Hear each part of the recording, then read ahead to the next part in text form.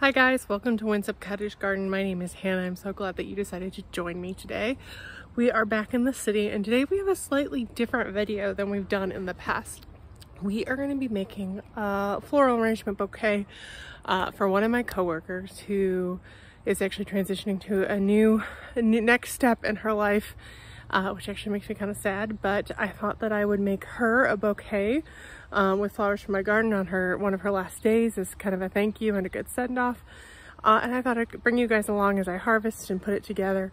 And then I'll kind of explain some of the things that I do when I'm putting flowers together. Let me show you what's currently out in the yard. As you can see, we have a lot of different ingredients to choose from, and I'm so happy to point out that a couple dahlias have finally started blooming that I can't wait to use. We also have this right down here. So there's actually a ton of scope for us to pick from. What I thought I would do is set you guys up, show you harvesting. I'm actually gonna harvest all my flowers, do a little bit of prep, and then I'm gonna let them sit and hydrate for a couple hours or two before I do the actual arrangement. So with further ado, let me show you guys what I'm gonna pick.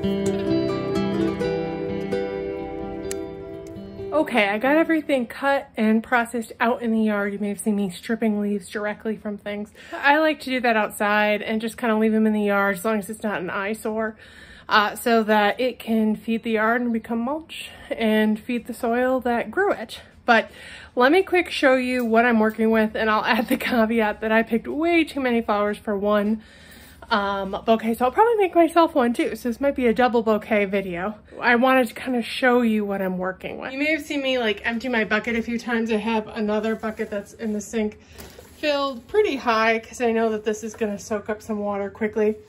I got 3 hydrangeas that have already started greening, and then I've just got a whole variety of beautiful things. I also got some dahlias that had started, some kale, a ton of celosia, and then some cress, among other things. There's phlox, there's Chinese forget-me-nots, I have zinnias, I have cosmos, I have crocosema. I've got a lot, as I said. So it's about 6-ish. I'm gonna make myself some dinner, let these soak up water for the next 2 hours or so. And then we'll come back for the arranging. It's actually quite a bit later, and I need to make these bouquets because I need to bring them to work tomorrow for my friend. So I'm gonna set you guys up and just kind of let you see how the whole process goes.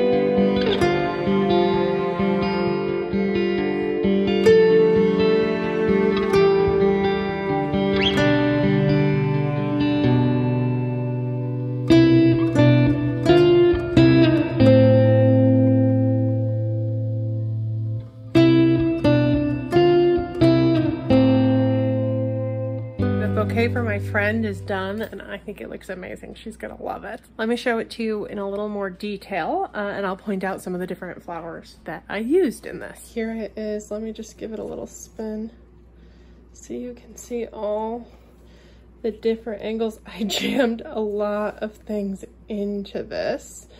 Most notably, the main focal flower is a hydrangea. This is an Annabelle hydrangea that's just faded to like the green. I also stuck another one in down here. These are Chinese forget-me-nots, blue. I have some phlox that I don't know exactly how they're gonna do, so I stuck them in there, and if I need to pull them out in the morning, I can. I've got some magic ones, Veronica, some Cosmos, some Salvia, this is Crocosema, some cress poking out here and here. This is actually kale, as you might be able to guess. I have a couple dahlias, some Crispidia, some celosia. Let's see, what else is in here? I've got some Heliopsis, I think those are called. Some more celosia. Let's see, and just a couple different kinds of dahlias. This is a variegated dogwood, this greenery, which is very pretty. Oh, and I do have a couple bits of yarrow stuck in here and there. Overall, though, I think it just looks like a profusion of color.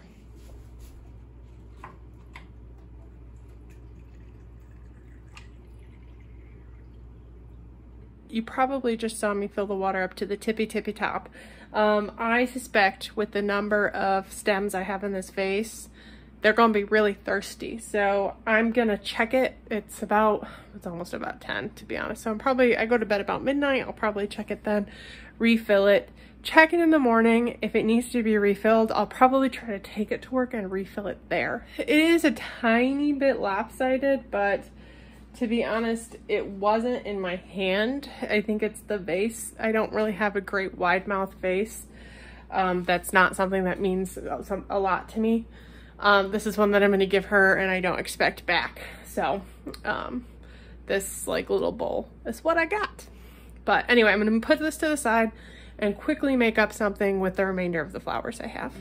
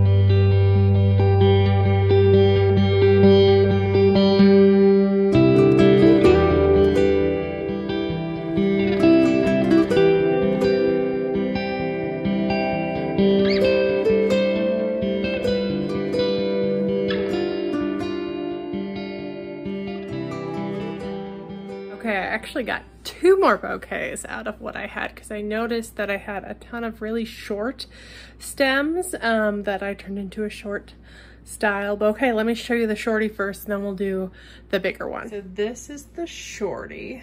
I could probably use like a little bit of stabilizing. It's really working as one, but I think it'll work okay. This guy will perk up in a bit. But I used dahlias, a lot of crest because I didn't really have much filler left. So there's a lot of crest, there's a number of daisies, there's a crocosema, there's a lot of celosia, a lot of yarrow, a couple snapdragons, a couple Chinese forget-me-nots, a couple cutie zinnias. What else? We do have a couple purple cone flowers. This is a cherry brandywine rudbeckia. I have 1 anemone, and actually there's 1 anemone in my friend's bouquet. I forgot about that. And I think that's kind of the varieties I used here. Oh, there's a couple carnations, and then this thing is kale. So that's the short one. This is the second larger arrangement I did. Let me just kind of spin it around so you can see it all. There is a back side to this, but I'm probably gonna put this in an area where there is like a back that you can't see. But if we look at the good side, I think it's gorgeous. We have a good number of zinnias in here. 1 lone hydrangea and Heliopsis. This is another zinnia. I think this is Oklahoma. I did have a couple pieces of Status, which is one of my favorite fillers. Blue Chinese forget-me-nots, a number of Cosmos, which I think are just so romantic. Again, salvia, daisies, pink magic wands for Veronica, a good number of celosia. I had some grass spikes that I've worked in. Yeah, I think yarrow, some kale, again, a couple different varieties of celosia. I think my favorite one, I don't know if I have any, oh I do.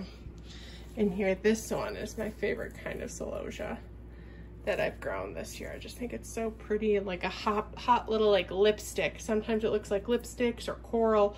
Other times I think it looks like brains, but it provides a nice like hot pop of color. So yeah, not bad for what we harvested. I'm so pleased with this one. I hope my friend enjoys it.